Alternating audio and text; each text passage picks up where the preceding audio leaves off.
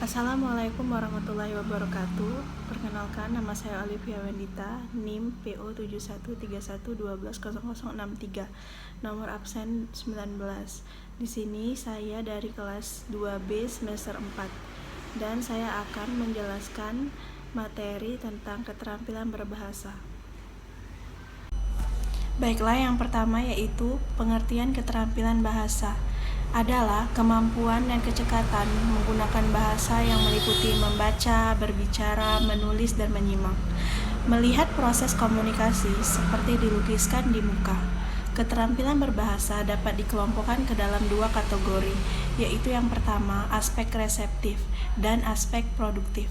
Yang pertama, aspek reseptif bersifat penerimaan atau penyerapan, seperti yang tampak pada kegiatan menyimak dan kegiatan membaca. Sementara aspek produktif bersifat pengeluaran atau pemproduksian bahasa baik secara lisan maupun secara tertulis, sebagaimana yang tampak dalam kegiatan berbicara dan menulis. Secara sederhana, proses komunikasi dapat digambarkan dengan komunikasi satu arah, seperti pada diagram tersebut, yaitu pengirim pesan yang aktif memilih pesan yang akan disampaikan, memformulasikannya dalam wujud lambang-lambang yang berupa bunyi atau tulisan. Proses tersebut disebut proses encoding. Kemudian, lambang-lambang berupa bunyi atau tulisan tersebut disampaikan kepada penerima. Selanjutnya, si penerima pesan aktif menerjemahkan lambang-lambang berupa bunyi atau tulisan tersebut menjadi makna sehingga pesan tersebut dapat diterima secara utuh. Proses tersebut disebut proses decoding, sehingga kedua belah pihak yang terlibat dalam komunikasi tersebut harus sama-sama memiliki suatu keterampilan. Yang kedua yaitu manfaat keterampilan berbahasa. Dalam berkomunikasi, kita menggunakan keterampilan berbahasa yang telah kita miliki, seberapapun itu tingkat atau kualitas keterampilannya. Ada yang memiliki keterampilan berbahasa secara optimal sehingga setiap tujuan komunikasinya mudah tercapai. Yang pertama yaitu memudahkan berbicara secara terampil. Artinya, kita lebih mudah untuk berkomunikasi dengan semua orang dengan pemilihan kata yang terstruktur dan dapat dipahami oleh orang atau audiens yang diajak berbicara. Yang kedua yaitu mudah bergaul dengan siapa saja, karena ketika kita memiliki komunikasi atau cara berbicara yang baik dan asik, itu tentu saja orang akan senang, sehingga orang yang diajak berbicara itu akan selalu nyambung. Dan yang ketiga, dapat mengungkapkan pikiran, mengekspresikan perasaan, dan dapat melaporkan fakta-fakta yang kita amati, yaitu dengan kita terbiasa untuk berkomunikasi, mengutarakan pendapat dengan cara yang baik, kemudian berbicara atau pemilihan kata yang baik untuk mengutarakan perasaan ketika kita sedang senang atau sedih. Contohnya yaitu sebagai seorang ahli gizi, kita harus bisa terampil untuk berbicara karena kita akan berhadapan langsung dengan pasien di mana kita akan memberikan edukasi dan konseling gizi.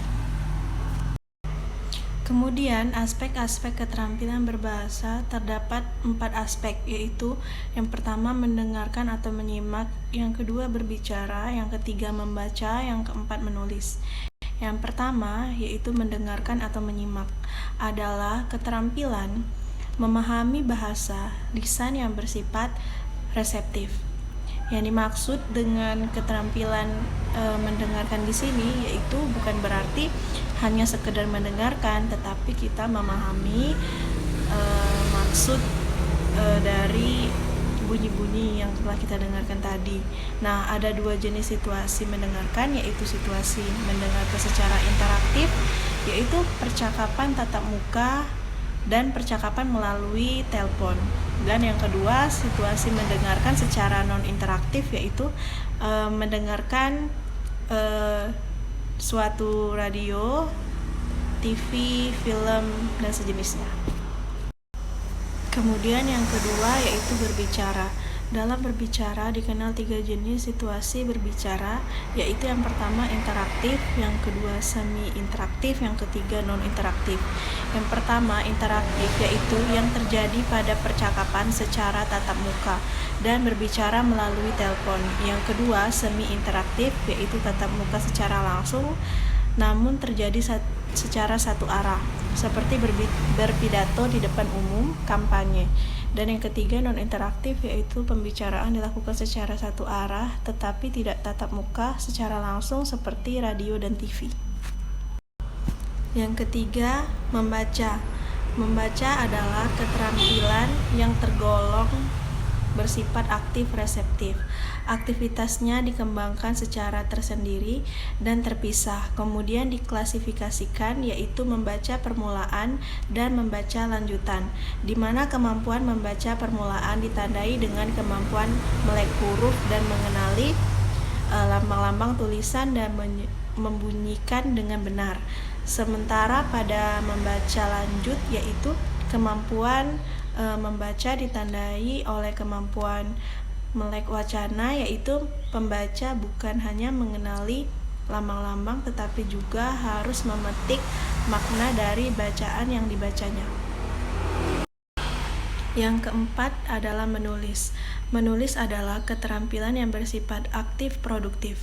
Keterampilan menulis juga diklasifikasikan menjadi dua, yaitu menulis permulaan, yaitu gagasan dan ide-ide, dan menulis lanjutan.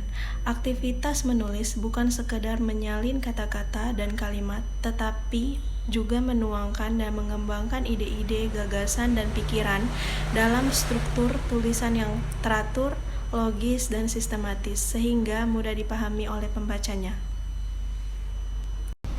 Kemudian ada keterkaitan antar aspek keterampilan berbahasa, yaitu yang pertama adalah hubungan berbicara dengan menyimak.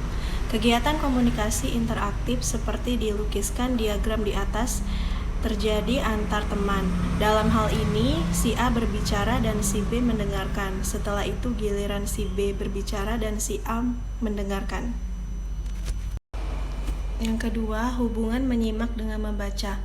Mendengarkan dan membaca sama-sama merupakan keterampilan berbahasa yang bersifat reseptif.